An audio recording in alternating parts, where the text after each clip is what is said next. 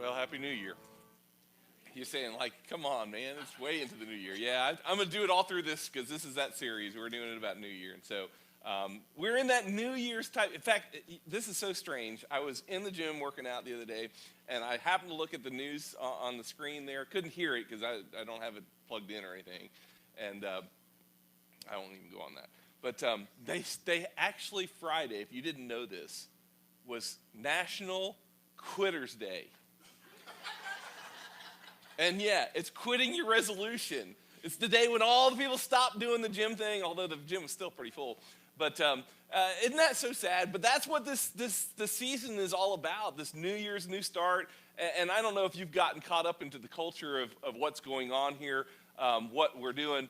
But New Year's really is that season of self-improvement. And self-improvement asks that question, what should I do about me? How can I be stronger? How can I be healthier? How can I quit this habit, quit that habit? How can I learn to save my money instead of spend it so much? How can I not be so overweight? How can I do all these things? How can I improve myself? How can I do what I need to do for me? What should I do about me? And we talked about this last week, and I think what we have to realize is that question is a good question. And I don't want to ever make you think that's a bad question to ask. You should always ask, what can I do about me to make me better? But there is a better question, a bigger question, a bolder question. And we started looking at last week, and really the question centers around another question that we need to ask. And I think this is so funny because a lot of us have experienced, maybe you didn't know this question or maybe you didn't think about this question, but it's the reason a lot of us actually get involved in churches or we come to the church we're at because somebody that cared enough about us did something for us that brought us closer to God, closer to church. And so a lot of people end up in church because somebody answered the question, what needs to be done around me instead of what needs to be done to me or for me? What do I need to do about me? And that's a great question that drives us to look outside of ourselves because really, we've talked about this before, Christianity in the 21st century has become so self-involved, so selfish. Churches, they think about themselves and don't think about anybody else who's not going there, and yet they want to say, hey, we're all friendly, which isn't really true. We're friendly to each other. We're not friendly to outsiders, and that's a sad thing. But we need to, and if you go back to it and think about it, I've told you the story before. My family gets sent on a path. My dad was a Christian, but he had gotten away from God. My mom didn't know Jesus, and our whole family gets on a path towards Christ because the neighbor across the street, who was friends with my brother, my second oldest brother, invited my brother to go to church with him. And that church did something to make my brother think it was worth going to, and so he brought my older brother with him, and then the next thing my sister wanted to go, and so I was too young to go with them. And so the next thing I know, my mom said, I better check this out where I'm sending my kids, and which is a good thing. And our whole family ends up there, and everybody gets saved. Amen. And everybody comes to know Jesus. And it's because somebody asked the question, what needs to be done around me? Because when we don't think that question, we don't invite anybody. We don't bring anybody to Jesus. We don't do anything. We think about me too much, and that's the problem we have. And last week we started the series, and really, we left you with that big question that we're going to get to in just a minute. But what I want to think about today is, because a lot of people ask this question, it's the follow-up question, how do I know what to do? How do I know what to do? Because that's a big question we asked last week. And last week, we start off with Nehemiah, and we talked about Nehemiah and his story about how it broke his heart. And the question that we came up with last week that we've been doing this 3-week series on is what breaks your heart? And that's the question. I said, don't come in and just randomly try and answer it in one thought. In fact, hopefully, and I've been praying all week that you guys would really put some thought into it in your own life, that you wouldn't just walk out of here and go, yeah, I forgot the question. I didn't. In fact, if you remember last week, I gave everybody a piece of paper, and I only found one left, so that's good. At least you didn't. Somebody left theirs, but it's okay. Yeah, I won't hunt you down, figure it out. I really wanted. It wasn't about the paper. It was about I wanted you to focus on something different this year instead of yourself, because we are selfish people, and Americans are the most selfish people on the planet. They really are. We have this problem because that's what our culture tells us to do, and I know that's so offensive when I say that, but if we're just honest with ourselves, that's why New Year's is always about resolutions, about me and my stuff and what I can do. But as you look around the world, And all you have to do is turn on the news for 5 minutes and you'll see this. There are a lot of needs, aren't there? I mean, no, I guess not. There are a lot of needs, aren't there? I mean, there are a lot of needs in Seagrove. I was thinking just before I came up here, Tracy and I were talking about in the back. We were looking at the table. We have a table off the side, if you didn't notice, and we haven't talked about it in a while because I really don't even know what the item is for this month. But we support the Christians United for Southern Randolph, and there's food that's been we bring in food from time to time, and it's people whose hearts are broken for other people in our community. They're bringing food in, and we take it over there and distribute it to them, and they help the community, and that's why we do that, because we look around instead of looking at my house, because I've got food. You can tell I'm well fed, I'm too well fed, but it breaks my heart to think that somebody might not eat today. There might be a child who goes without eating. And that's why we do Backpack Pals. And there's different things that break our heart. But what breaks your heart? Not the church's heart. What breaks your heart that you would do something about? And that's a tough question because there are lots of needs around the world. And what we know is you can't meet every need. You can't. And that's okay to embrace that. You aren't designed. But you know what you can do? You meet somebody's need. Some of you can influence enough that you can meet a slice of the world's need. You may not have thought about that. It's interesting to hear stories about people who start off small. I remember a boy who was so concerned about doing a service project that he started collecting T-shirts, used T-shirts for people who needed them, and he ended up shipping over 12 full sea crates to Africa to people who needed 12. Have you ever seen a sea crate? It's the size of a semi-truck. 12 full. This is just a kid who I think he was 10 years old. One kid. And story after story, you can go through that, and I'm not here to tell you stories like that, because we want to look into the what should you do? And that's the question we should have. But the problem, before we get to that, the problem with this question, what breaks your heart? Because some of us, like the minute you read that question, some of you are like, skeptic. That's a problem. Because we know this. What breaks our heart, the problem we have with it is it's going to require something of us. And that's the problem we have. Because as we, and I would help you this week as we look about what we're going to do. I want you to think about this, and this is a crazy thought, crazy question, and some of you might get caught up in the wording. Don't get caught up in the wording, because we've asked questions like this. We've made statements about this throughout time in different ways. But, as we think about what we should do, the question I want you to consider today, and this is a tough question too, the question I want you to consider today, not just what breaks your heart, but at the end of your life, what would you like people to line up and thank you for? And you say, people shouldn't thank me. Yeah, I get that. Sometimes we put it like this: what would you like people to write on your tombstone? What would your eulogy be? Whatever you want to say like that. Don't get focused on, the glory's not going to you. We want to give the glory to God, so I'm not taking glory away from God. But at the end of your life, what would you like people to thank you for? Or what would you like to be known for? That should help you when they answer that question. And when you think about that question, that's a tough question to consider. What are people going to be remembering me for? Because if I said Ebenezer Scrooge, we wouldn't think of him as being that giving person, would we? In fact, he goes down in history. Hey, Benedict Arnold isn't going down as a great patriot of America, is he? You guys with me today? Hey, what at the end of your life would you like people to line up and thank you for? Because that's what you should be passionate about. That's what you should be breaking your heart about. And that's what and I've known people over time who've gotten involved. There's a lady in the church that her first husband, took a gun to himself and shot himself, but right before he shot himself, he put that gun to his 5-year-old daughter's head, their daughter's head, and he killed her in spite because he was an abusive man. And you know what? That changed everything in that woman's life. But what breaks her heart is to see women who are abused. And you know what she does now? She started her own nonprofit group, and she goes and she helps women who are in those situations. She stands with them in court. She helps represent them. She helps do, and that's not her full-time job, by the way. And that's what I'm talking about. What breaks your heart, and what at the end of your life would you like people to thank you for or remember you for? To line up and say, hey, this was something that was worth it in your life. That's the question. But the problem with what breaks our heart is it requires something of you. That's a tough thing there. And this is why we tend to shrink back from this question. This is why you probably took the piece of paper and said, yeah, that was good, and put it in your Bible, or you put it somewhere, maybe you've threw it away, or you wrote some notes on it and handed it away, wrote your grocery list or something like that. Because what we do is when we think about this question, we say, man, that's a huge question. What breaks my heart, man, breaks my heart to see world poverty, but I don't have the resources to do that, right? What breaks my heart is to see kids being abused. What breaks my heart is human trafficking. What breaks my heart is, and we can go through all these different problems around the world. What breaks my heart is to see a world that's dying and going to hell. But I'm just one person is what we say in response to it, and that's the disconnect. I'm just one person. I don't have the resources. I'm poor. I can't do anything about it. I don't know anybody. I'm not connected. I'm not smart enough. I'm not good enough. I'm not. And we can fill in the blank with whatever excuse we want to give. And that's the disconnect from it.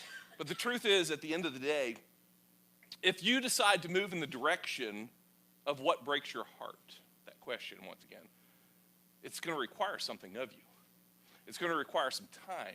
It's going to require some money. These are reasons we don't like this question. It's going to require things. It's going to require you to miss some opportunities that you hate to miss. You're going to have to miss some things that you might want to do for yourself. And ultimately, here's the thing. Ultimately, the reason we don't like that question, what breaks your heart, is it will cost you some of your life. And that's a problem. And here's why it's a problem. Go on to the next screen there. Because if you recognize that, that is you and that is me. That's a life preserver, right? Because in our culture, 21st century, you know what we've been taught to be? Lifesavers, life preservers. And I don't mean that in helping other people. I'm talking about me and my life. That's why hey, you ever thought about this generation? We're crazy, aren't we? I mean, how many people love insurance? But you have to have it, right? I mean, you have to have insurance for everything. Everything. Do you know another civilization on the planet that ever had that kind of thought? I mean, they didn't. We're the only civilization.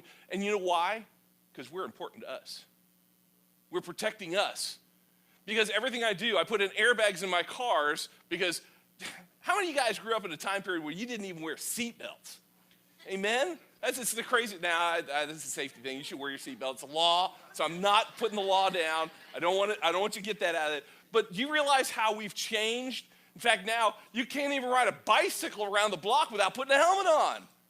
A what? We would have called kids that wore helmets on their. I mean, we would have picked. I was a bully. We would have picked on them, made fun of them, and all that kind of stuff. Now you're like, I'm not interested in riding a bicycle. I have to wear a helmet. You kidding me? Kidding me? Now maybe you're one of those safety people, and you put like outlet covers on every outlet in your house and all that kind of stuff because you're afraid somebody's going to stick their finger in the outlet. Who does that, by the way? But we by nature are lifesavers, life preservers. And this is why the New Year's thing fits in with us, because the resolutions are about me.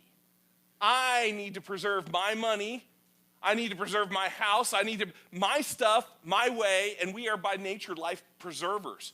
And the question, what do I do about me, that we ask every year to become a better person sounds so good, but really it's a cultural disconnect. And the problem with what breaks my heart is that sometimes in my life, I begin to realize that I have to let go.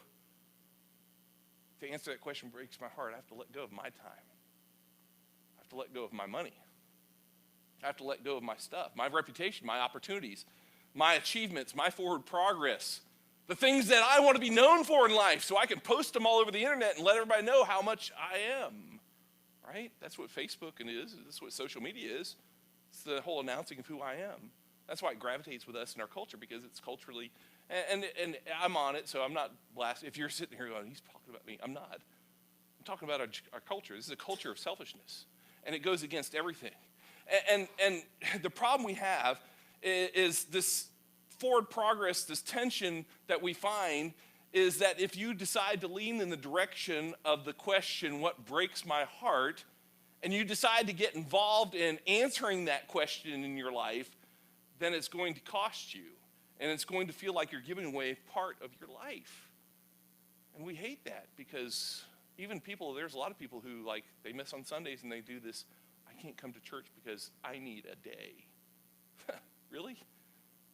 Isn't that the opposite of what God told Moses in the law? That there's one day that's his day. And we're supposed to keep it holy.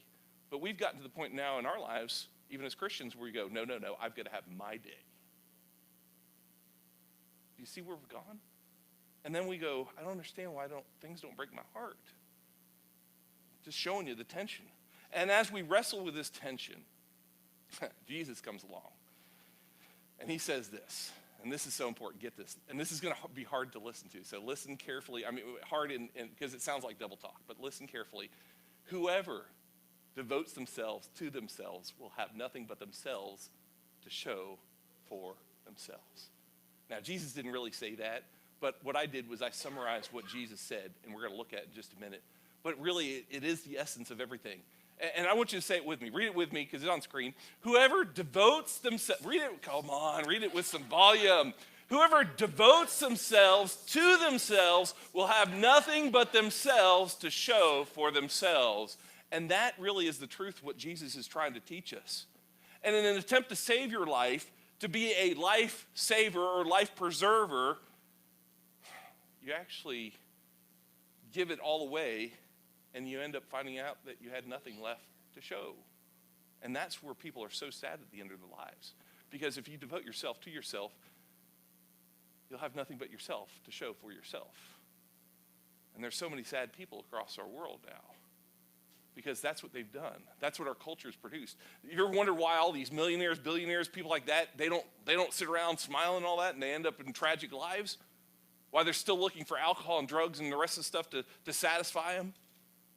Because of this very statement here. And it's something that Jesus really did teach.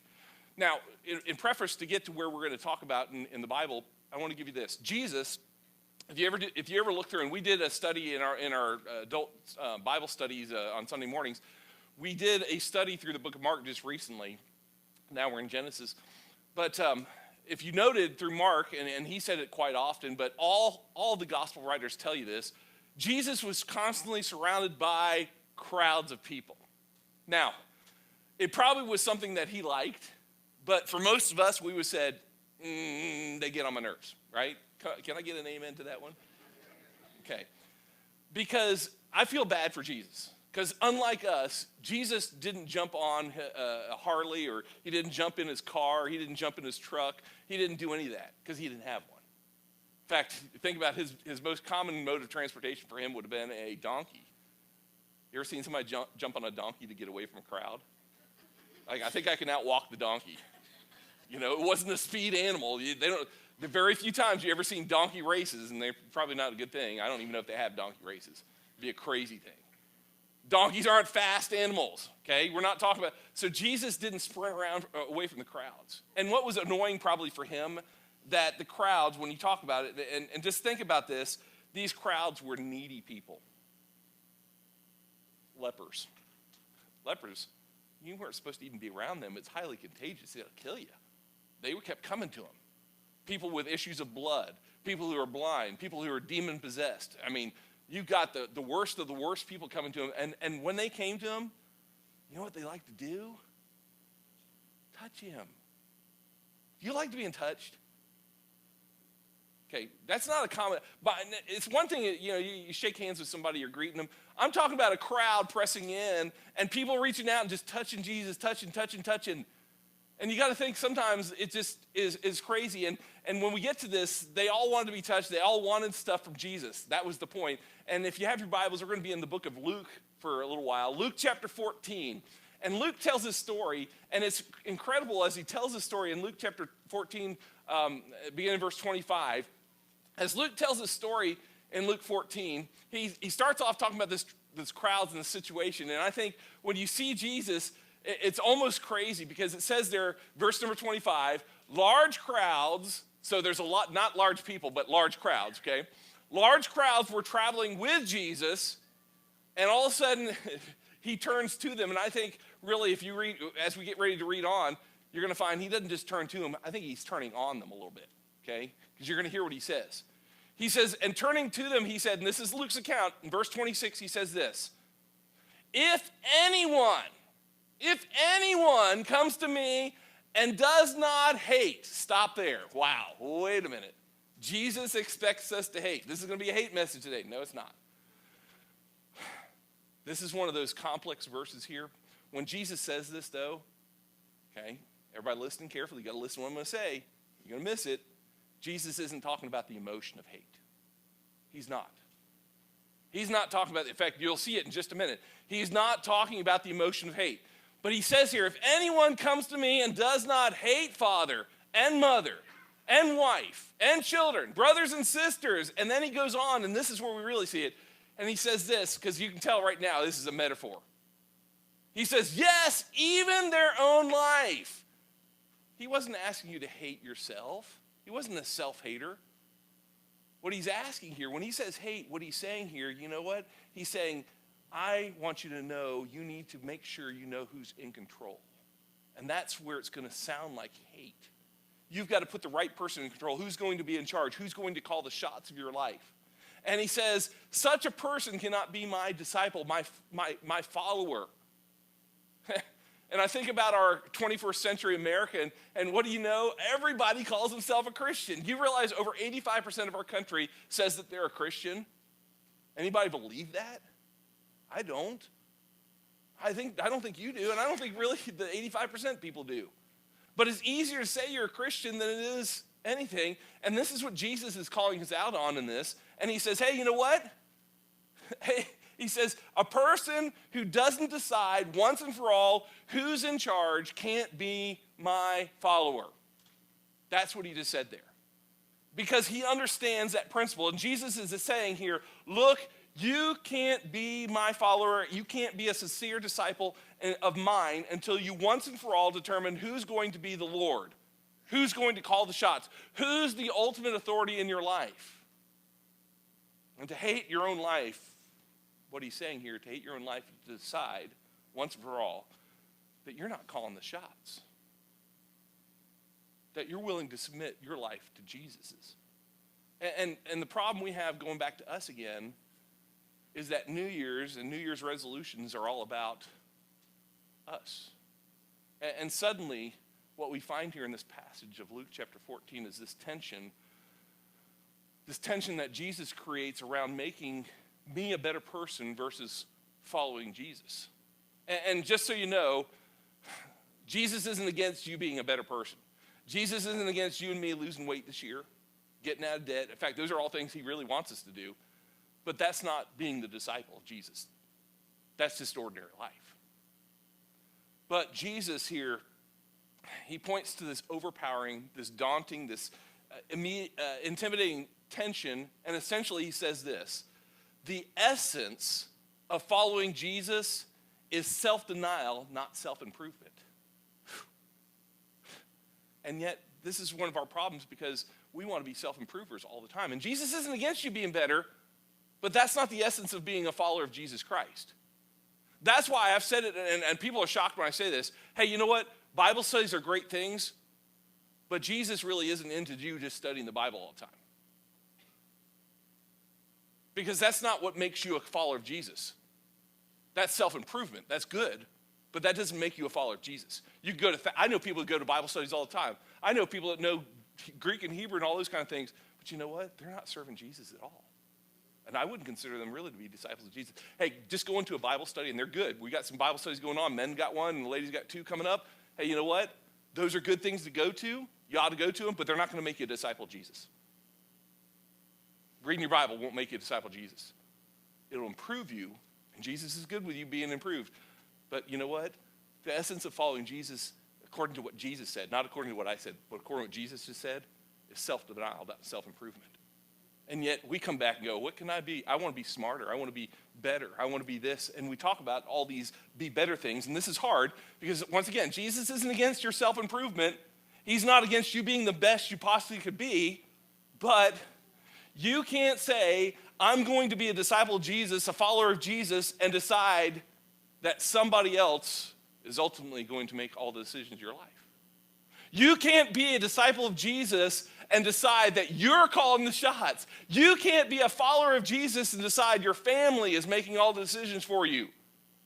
That's what Jesus is saying here. And that's where he uses that word hate, but he's not using it in an emotional sense. He's using it to illustrate the point, hyperbole. Hey, it's going to feel like hate, but you're really determining who's in charge.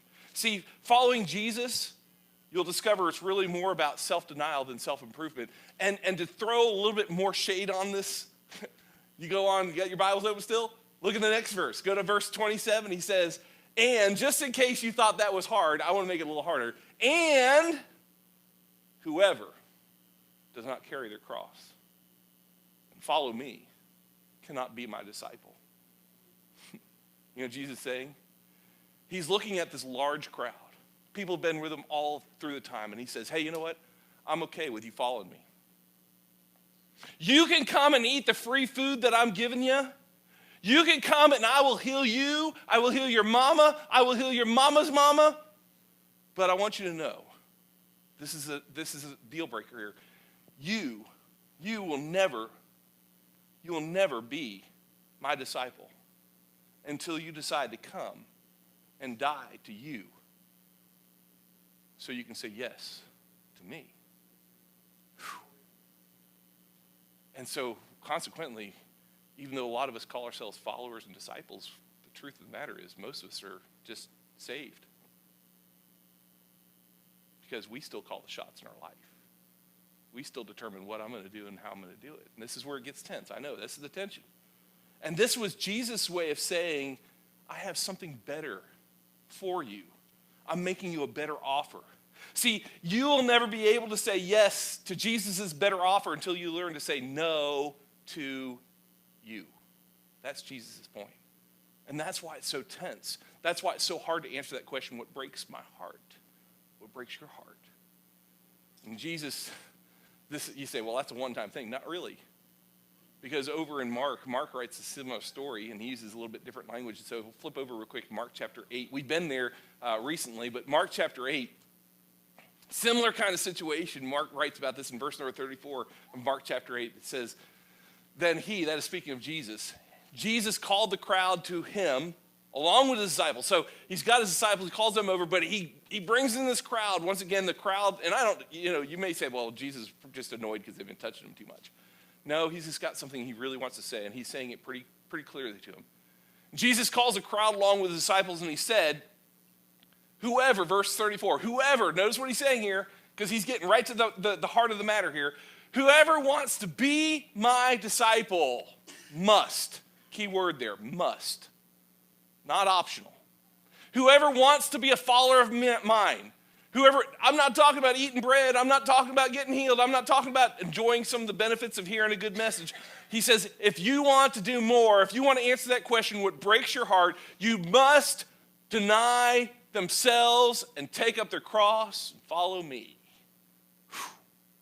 And that's pretty tough because what he's saying is not about self-improvement, it's about self-denial. It's not so much about becoming a better person, a better you, because you focus on you. It's about becoming a better person because you focus on someone or something else. And that's why this question of what breaks my heart is so important to us. And he goes right to the heart of the struggle in the next verse, verse 35, and he says, for whoever wants to save their life. Lifesavers, right? The original Lifesavers Club, that's us. Whoever wants to save their life. Because we look out for me. We don't look out for you. Hey, if we have a line going up, don't expect anybody to look out for you because they're all looking out for themselves. It says whoever wants to save their life will lose it. And this is so crazy. He says whoever loses their life for me and for the gospel will save it. And he's getting right to the heart of the struggle. And whoever lives every single day with their ultimate priority of themselves and self-preservation, whoever wakes up every day and thinks really it's all about me, if that's your approach to life, whoever wants to save your life, ultimately you're going to lose, it's what Jesus says. And the very thing that you've spent your life trying to gain, you're giving up. And it doesn't make any sense. But he comes back in and says, but whoever loses their life for me and the gospel, the good news, this is someone who is willing to say, Jesus, you're the supreme authority of my life. You're over my parents, you're over my children, you're over my family, you're over my boss, you're over my job, you're over my spouse, you're over my bank account, you're over me. And that's hard. And that's why it's a tension for us. That's why we don't like that question. And that's why some of you are like, I didn't want to answer that question. I didn't do anything with it. I just put it in a piece of paper, threw it away, It's in my Bible still. Didn't think about it all week. Just saying, that's why we do what we do. And this is hard. See, when Jesus says this, this wasn't a call for his followers to be martyrs. He wasn't asking them to do that. He isn't asking us to do that. This wasn't a call for his disciples to throw their lives away carelessly. This is not about irresponsibility. Jesus isn't asking that. He's not asking us to do anything crazy. This was actually a call to give their lives away to something, to give our lives away to something that's bigger and far more fulfilling. In other words, to deny yourself is to say no to you so that you can say yes to something that's bigger than you. And that's the issue. Because the bottom line is, as long as I'm all about me, and I'm answering that question, what do I do about me this year? As long as I'm all about me, I can't do anything. I can't be all about anything else. And as long as it's all about me, I can never say yes to the things outside of me. And if I decide to wrestle with what breaks my heart, if you decide to wrestle with that question, then ultimately you're going to be led outside of your own interests, outside of yourself, and that's what scares you. Because you want to do what you want to do. And that's the tough thing. It really is. Suddenly, it's not about self-improvement, is it? And at some point, it really focuses in on the self-denial, and we don't like that at all. And Jesus is saying, hey, I'm inviting you into this life that I'm offering to rescue you from you. That's what Jesus wants to do for us. And that's where the statement I made comes back. Whoever devotes themselves to themselves will have nothing but themselves to show for themselves. And that's the truth behind what Jesus is really saying here, isn't it? When we get to this point, we realize this whole truth because no matter who you are in this room and how much or how little I know about you, this is what I can say. You are not enough. You are not enough for you to live for. You are not enough for you to live for. There is more to you than self-improvement. You know, there's more to you than ending up 2024 saying, hey, I lost weight. Hey, I can, you ever met those people? Hey, I'm 2 ounces away from fitting into the pants I used to wear when I was in high school. Hate those people anyway, but you know, there's more to you than that. We said last week, you are more than a bank account, a budget. You're more than the bottom line. You're more than those things. And that's the truth. And there is more to you, and that's what Jesus wants you to know. Don't take this as a negative thing, take it as a positive thing. He's saying you are so much more than the self-improvement things that you keep thinking about every year when it comes to January. You're more than your goals for your own little kingdom. You're more than that. And Jesus is saying, hey, you know what? I am giving you an invitation today. With this question, what breaks your heart? We're giving you an invitation today, an invitation to significance. It's an invitation for you to step outside of yourself. It's an invitation for you to live in what I would call the word purpose. Purpose. Funny thing about purpose. I told you I grew up in a pastor's home. My dad was a pastor, worked in church work all my life. And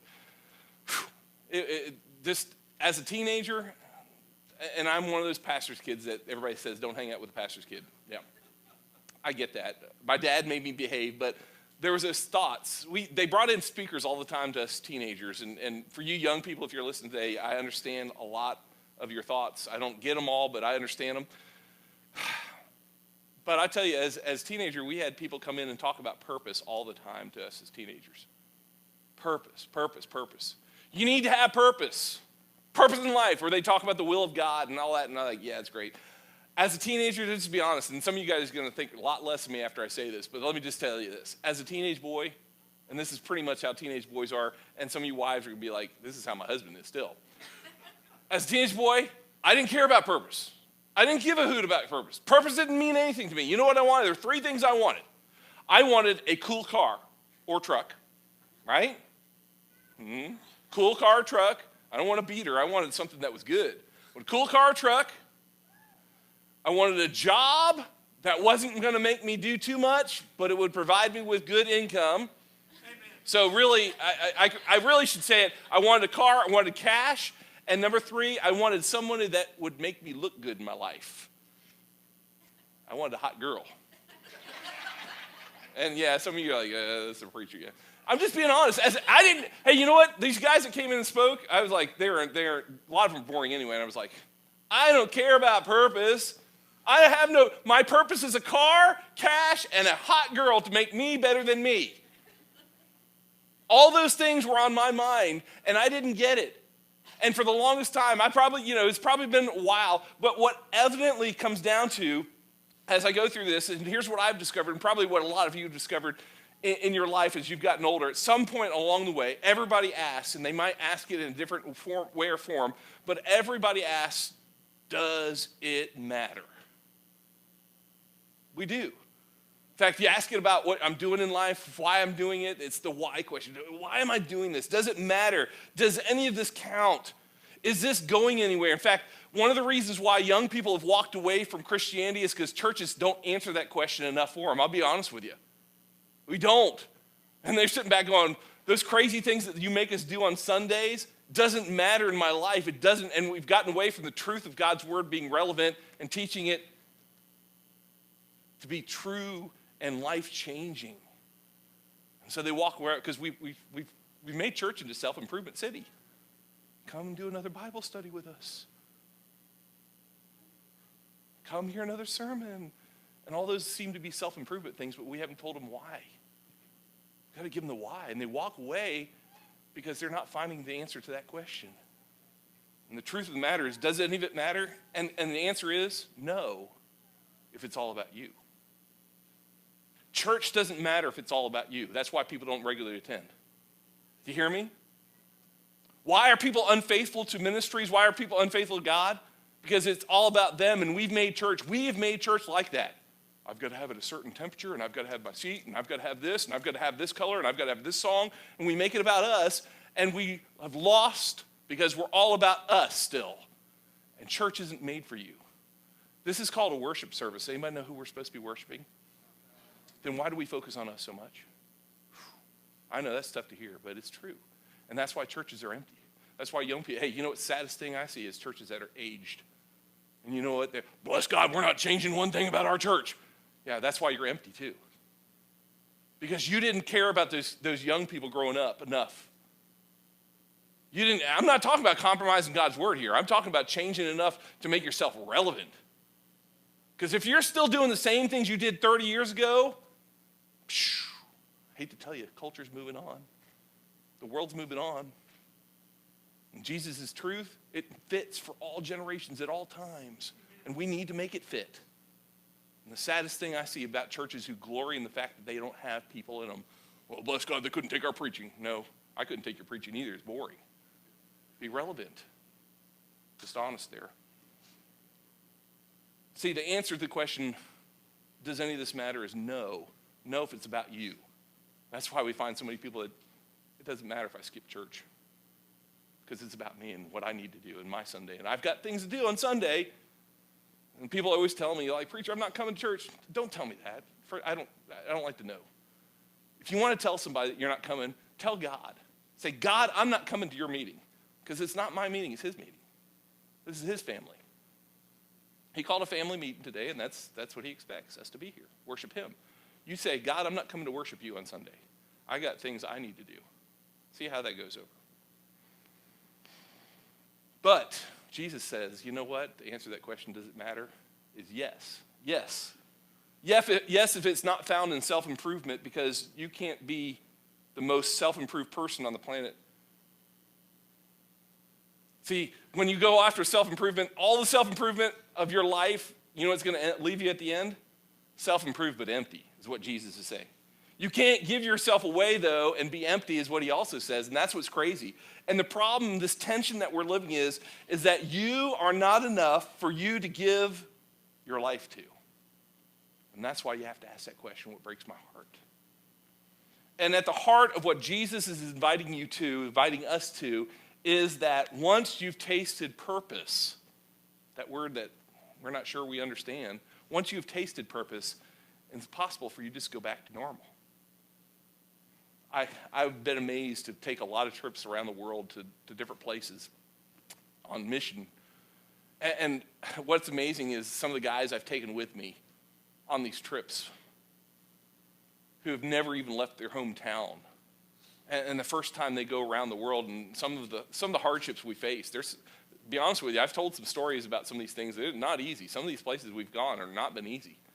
But what really shocks me, what really amazes me, what really blows my mind, what brings tears to my eyes is when we get back and we start talking and planning about the next trip. See this guy who was scared to death that he's going to get some disease, some remote disease. He's going to get malaria. He's going to get yellow fever, dengue fever, whatever. He says, yeah, I want to go back. Because I can't just sit in my seat on Sundays and call that worshiping God. I can't just sit there and do the same thing. And some of us, we've gotten so used to sitting, we don't even serve in any form at all anymore. Because we sit back and go, me, my needs, my purpose. And that's what Jesus is saying. You can't be a disciple of mine. You're not. Stop using that label. Don't call yourself a follower of Christ if you're not going to do the purpose that I've given you. If I'm not going to follow what's breaking your heart. And this is why we shrink back. This is why we'd rather go out and starve ourselves and go on these fasts, go on these diets at the beginning of the year. No sugar, no whatever, no fun. I'm gonna give this up, give that up. Because you know what? The one thing you like to control is you. And see, when you go after your purpose, I would just say it like this way. Purpose is found just on the opposite side of what's in it for me. Just over the line of my comfort zone, that's where purpose is. And we don't like to cross those lines because I've got plans for me and my stuff. And so Jesus says, come, follow me. And we say, I don't know if I can, Jesus, because that's pretty tough. That's for people who are like the pastors and people who are missionaries and crazy people like that. I don't think I can come follow you. And that's what we call it. But you know what Jesus calls it? Jesus says that's the abundant life. That's the life of more, not less. And here's the thing that doesn't make any sense. The thing that doesn't make any sense about this whole thing is the best thing that you could do for you has very little to do with you. Did you hear that? I'll say it again. The best thing you could do for you has very little to do with you. It's really in your best interest not to be so interested in the things that you're interested in. Yet we keep following ourselves and our wants and our desires, and we keep pushing it. And so Jesus is saying, say no to you. So you can say yes to something that's bigger, something that's better, something that's broader than you. Step outside of your comfort zone because that's where you're going to find life, abundant life. Give it away so that you can get filled up. These things don't make any sense, but they do when you put it in purpose of God. He says, take a risk at what looks like a loss, because in this you'll find the greatest success of your life. And it brings us back to that question. What breaks your heart? What breaks your heart? See, to make the world a better place, you have to say no to you so you can say yes to something that's bigger, something that's better, something that's broader than you. And when you do, when you emerge and when you engage in these needs of others, remember the world's a very needy place. When you decide to carry someone else's burden, that's what Paul said, right? When you've entered into those kind of things, you've actually entered into the activity of God. Because when God looked at this world and he saw sin, he saw your sin, he saw my sin, it broke his heart. And he didn't just reach up and change the channel. His broken heart was compelled to do something that's so crazy that a lot of people don't even understand it and don't want to. He was compelled to send his one and only son into a world and wade deep into the sin that was all around him, and to bear the burden of our sin, because our sin broke God's heart. And so he sent his son out of his comfort zone. He sent his son to fulfill the purpose that he had, because he understood whoever devotes themselves to themselves will have nothing but themselves to show for themselves. And that's such a small purpose because you have so much more to your life than just the small little piddly things that we live for every day. Just the postings of food on the internet. What I had to eat, hey, you know what? Those are cool. You want to do it. There's nothing wrong with them. It's not sin to do that. But you know what? You're living for so much less than what God's got for you. What about the person that's starving, not for food, but they're starving for gospel? That friend of yours that you may be out there eating with, but you haven't told them about Jesus because you're such a coward. That's what God called us to. What breaks your heart? See, whenever we devote ourselves to ourselves and we have nothing but ourselves to show for ourselves, that's the problem. But if you devote yourself to more than yourself, and this is the good news, you'll have more than yourself to show for yourself.